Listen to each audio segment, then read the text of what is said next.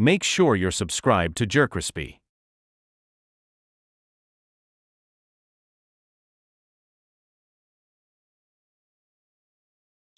What's up, y'all? It shows the most, the deaths the most. JerCrispy. All the deaths are Jason Voorhees, Friday the 13th. Make sure you like, comment, subscribe, follow all social media. It's gonna pop up on the screen. Like, comment, subscribe. We're on the road to 500. The goal we is right now. We is on 315 subscribers. And let's get it.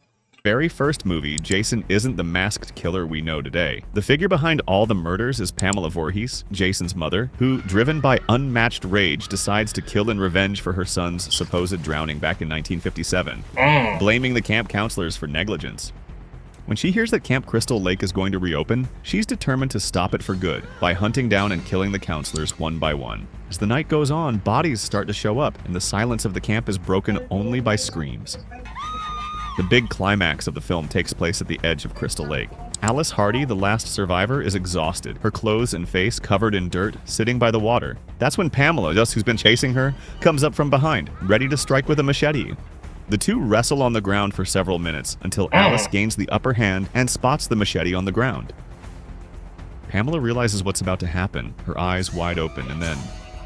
That's right, her head comes clean off with a single swing. It seems like the nightmare is finally over, so Alice takes refuge in a canoe, letting herself drift across the calm waters of the lake until...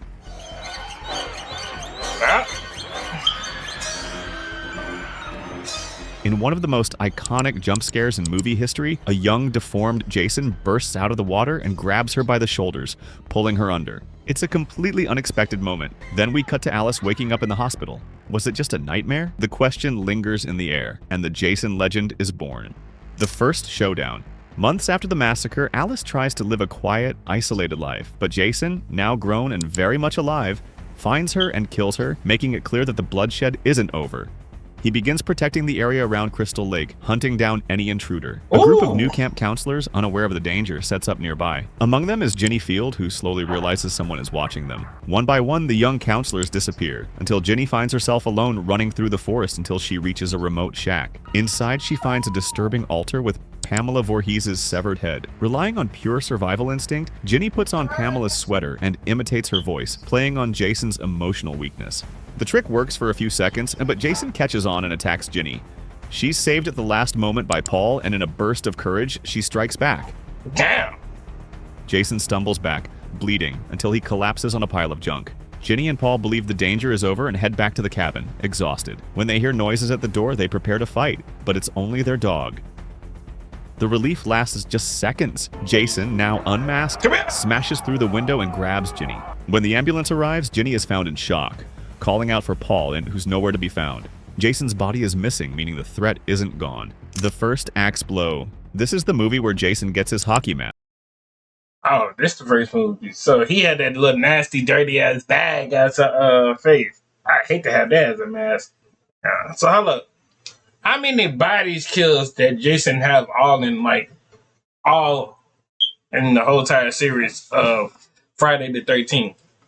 Wounded, Jason hides out in a remote cabin and starts hunting down a new group of teens spending the weekend there. This is where we meet Shelley Finkelstein, one of the franchise's most memorable characters for a strange reason. He owns the hockey mask Jason would end up wearing. Shelley originally brought the mask to prank his friends, but when Jason kills him, he takes the mask for himself, creating the look that would become inseparable from his identity. It's also where Jason takes one of the most iconic hits in the series. Chris Higgins, the protagonist, carries a childhood trauma, an encounter with a strange man in the woods who tried to attack her.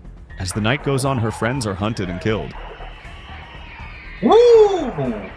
The final showdown happens in the barn. Cornered inside, Chris watches Jason advancing, chasing her everywhere. In a desperate move, she jumps right onto Jason and tries to escape. But Jason anticipated it and had the barn locked tight. Chris flees to the upper level and hides, holding a shovel. When Jason climbs up, she catches him off guard with a solid blow to the head, sending him crashing to the floor. She then tries to hang him from a rope and run away. Jason has other plans and survives to finish what he started. Just as he's about to strike, Ali rushes in with a wooden plank, trying to save Chris. Jason reacts brutally, I'm about to say, usually the black guy always die in the first movie. Like, all right, hello, why we never just think about that? No. Ripping off Ali's hand and killing him with another violent blow. Ooh. The distraction gives Chris her chance to act. Come on, nigga. No. Damn. Jason staggers forward but soon collapses, seemingly dead. Exhausted, Chris escapes across the lake in a canoe. When she least expects it, the decaying corpse of Why everybody think they could just go to the lake and thinking that's nice good? Boy, I'm hitting the roads. I'm hitting. You got to get to that bridge. Once you cross the bridge, you straight. After that, then I'm walking through the roads. Pamela Voorhees bursts from the water, trying to drag her under. Muddy like sun. When rescued, Chris is in shock, terrified. The movie ends with Jason's body lying on the ground. The most brutal death. Jason is presumed dead and taken to the morgue, but he wakes up, kills the staff, and returns to Crystal Lake. He starts hunting a group of teens staying in a vacation house next to the home of Tommy Jarvis. Everybody picked the Crystal Lake to go to. Yeah, dude, let's go pick that nice good spot. I know that there's a lot of killing over there, but hey, let's go over there and actually do something. You know, have fun, drink some booze, and get some ladies. We're not gonna say like Jason just not. The Jason guy dead for real. Yeah, dude. Hey, no, a creative kid obsessed with special effects who lives with his mother and sister. Jason spends the entire film on his blood rampage, but Tommy notices something. Jason seems to react strangely to reminders of his childhood. When Jason corners Tommy's sister downstairs, Tommy puts his plan into action. He shaves his head to look as much like young Jason as possible, and it works. The killer becomes fixated on the boy. It's enough time for Tommy's sister to recover and attack Jason, knocking his mask off. Ooh, While Jason goes after her, Tommy finds the courage to fight back. Jason falls to his knees, but Tommy, overcome with fear and rage, keeps hacking at him over and over. In the end, Tommy is shown at the hospital hugging his sister, but his blank stare hints that the violence has left a permanent mark on him. The copycat. After the brutality of the last film, Jason remains dead. Tommy Jarvis, having survived it all, is trying to move on, but he's still deeply traumatized. Now in a psychiatric hospital, Tommy suffers nightmares and hallucinations of Jason. Oh! After escaping the hospital, I ain't lying to you. Yeah, bro, I'll probably been having nightmares too. Nigga just staring right there like this. I'm gonna get you. Like, nigga, he moves into a halfway house near the lake, hoping to rebuild his life. Meanwhile, a series of violent murders shakes the area, terrifying the locals. A masked killer starts stalking and killing young people, and suspicion falls on Jason Voorhees, even though he hasn't actually been seen. Eventually, it's revealed that the real killer is Roy Burns, a paramedic seeking revenge for the death of his son, who was murdered at the same psychiatric hospital where Tommy was staying. Roy assumes the identity of the Crystal Lake Killer, brutally murdering several people to punish those he blames. The final fight between Tommy and Roy takes place in a barn near the halfway house. After chasing Pam Roberts and Reggie Winter inside and taking a chainsaw hit to the shoulder, Roy notices Tommy right behind him. Unfortunately, Tommy freezes, thinking he's facing Jason.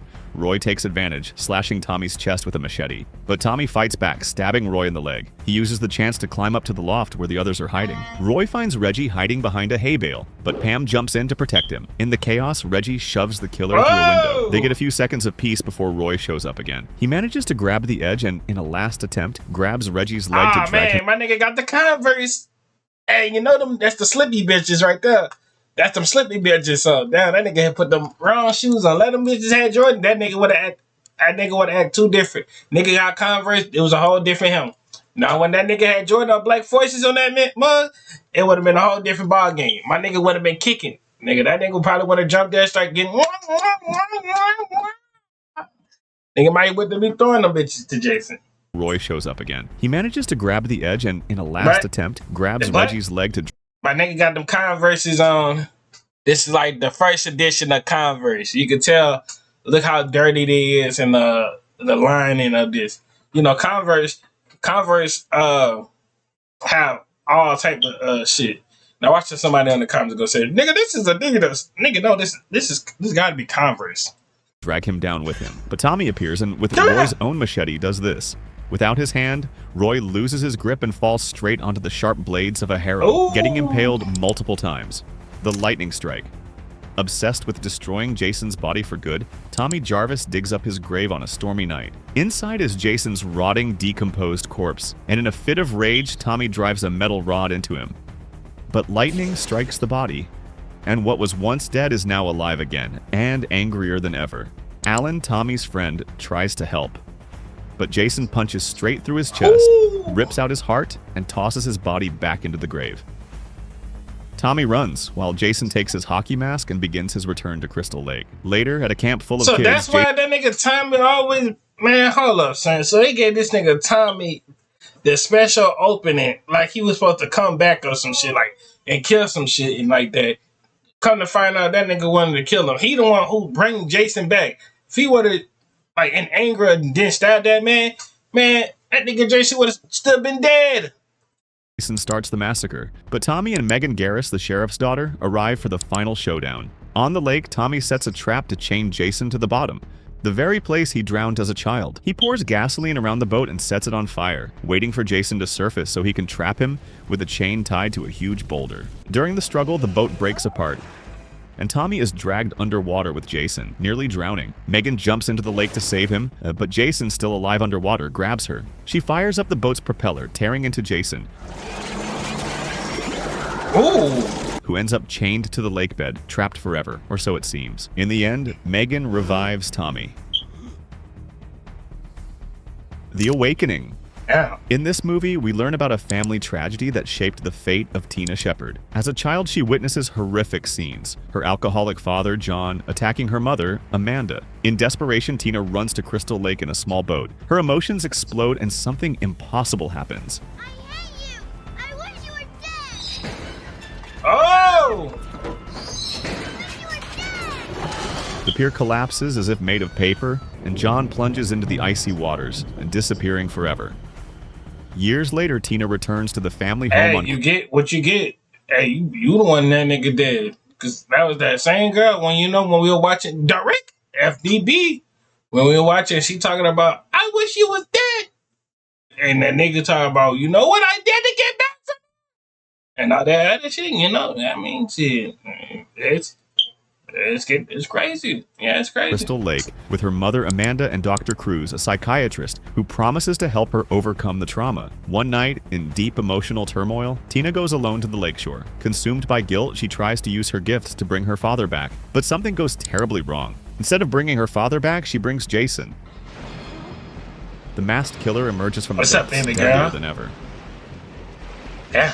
Shit. While a group of teens celebrates a birthday at the neighboring house, Jason begins his new killing spree. Overcome with rage and despair, Tina unleashes her full telekinetic power against Jason. The hockey mask shatters, revealing the rotting face. Man, ain't no way. She ain't got no genetic ass powers. When they just start, let me get her a power. Genetic power.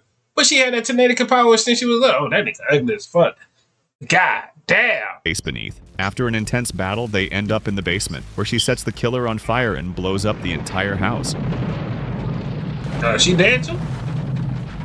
But Jason rises from the flames. When Nick is knocked unconscious, Tina is left alone against the impossible. In one final act of love and redemption, Tina calls upon something she thought was lost forever, her father's spirit. John Shepard rises from the dark depths of Crystal Lake, not the violent man from the past, but a protective guardian.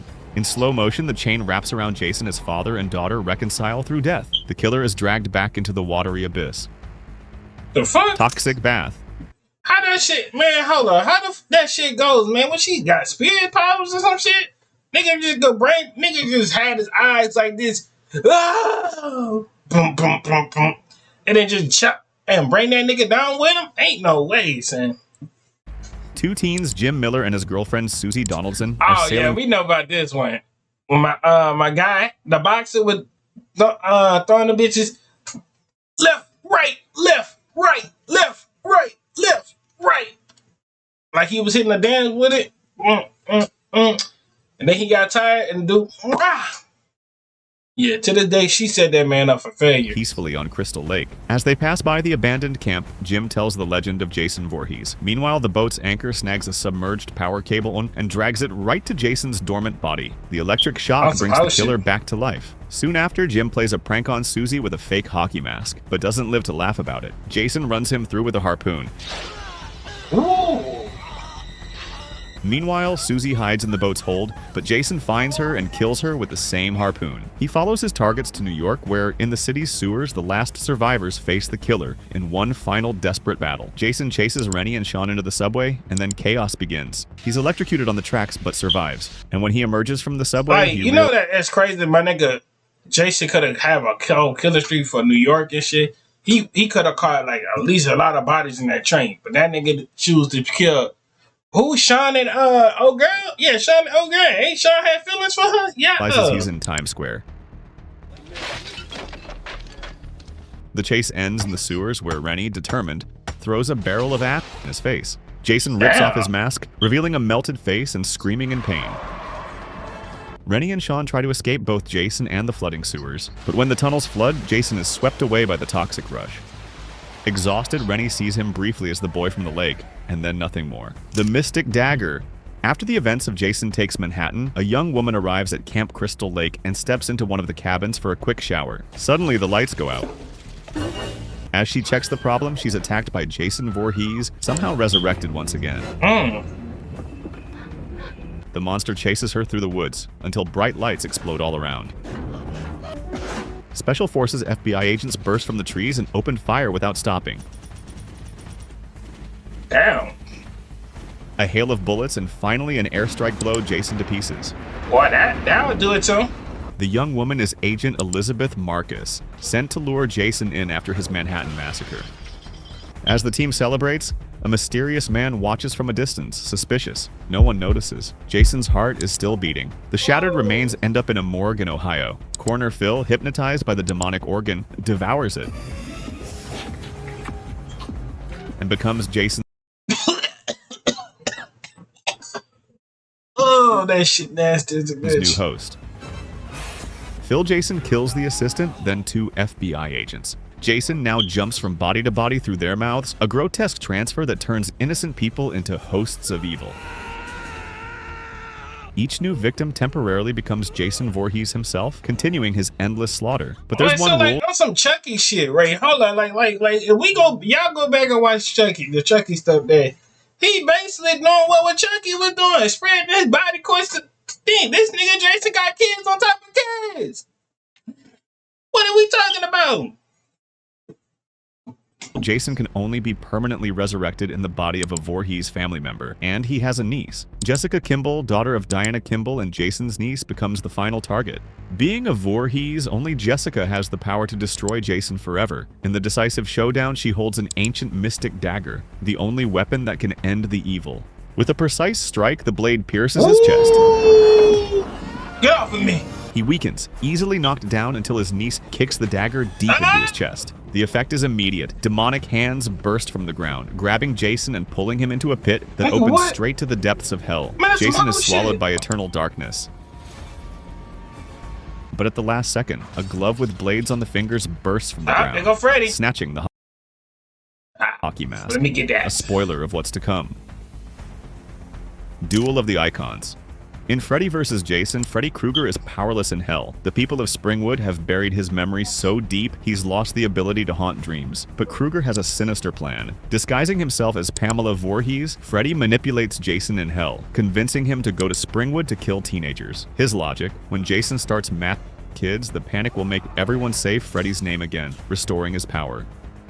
Jason emerges from hell and starts killing. But Freddy makes a fatal mistake. Jason doesn't distinguish between his victims and others. When Jason starts killing teens Freddy had reserved for himself in dreams, the two monsters clash directly. Freddy attacks an unconscious Jason in the dream world, discovering his only weakness: fear of water. He recreates Jason's childhood trauma, the 11-year-old boy being called a freak and pushed into the lake by other kids. But the survivors take Jason back to Crystal Lake so he can fight on his home turf. The epic showdown finally happens. Freddy versus Jason, face to face in the real world. The fight is brutal. At one point, we're almost sure Freddy will win. But the tables turn and Jason fights back. Laurie spreads gasoline on the docks while the fight rages and sets everything ablaze. Exploding propane tanks send both monsters flying into the water, destroying Crystal Lake in the process. They both survive, and Jason emerges from the water, stabbing Freddy from behind with his own arm. Freddy apparently dies, and Jason sinks into the lake. The next morning, in the mist and absolute silence, something impossible happens. Jason rises from Crystal Lake holding his machete in one hand, and Freddy's severed head in the other. Uber Jason. In the distant future, Jason Voorhees Hey, we just watched that. Go watch the Crispy Boy video. Is right down there. I watched that a few days ago.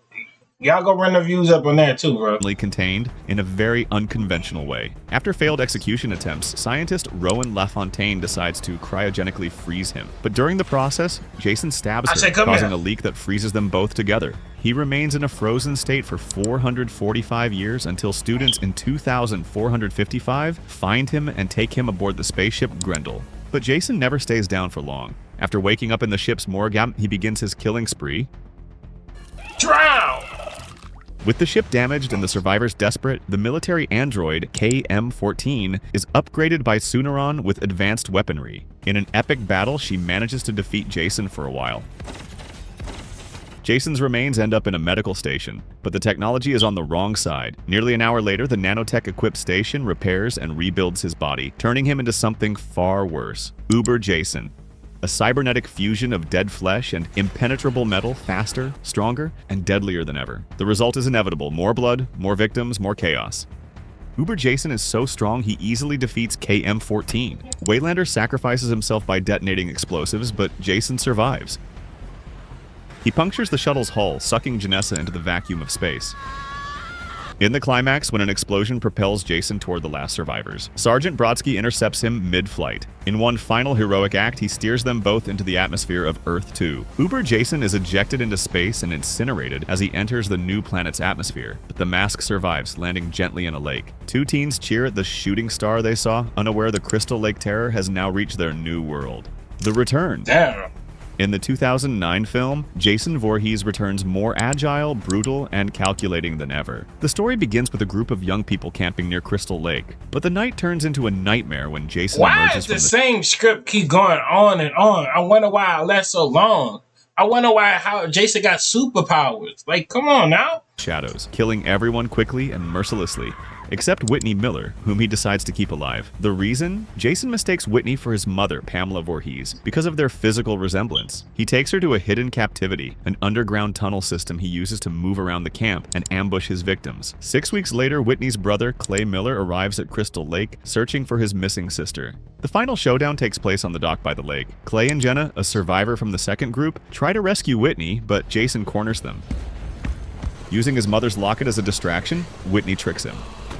The moment gives Clay a chance to attack, chaining Jason to the dock with heavy chains. They manage to strangle him and stab him repeatedly until Jason seems finally dead. The body is dragged and thrown into the lake, but at the last moment, he bursts from the water and pulls Whitney under, showing the terror is far from over. Now we have confirmation that Jason Voorhees is truly immortal, and I want to know. That nigga can never die. That's another nigga. That nigga can never die either. Anyways, y'all, hope y'all enjoyed the video. Make sure you like, comment, subscribe, follow our social media, pop on the screen. We're on the road to 500, and I'm out.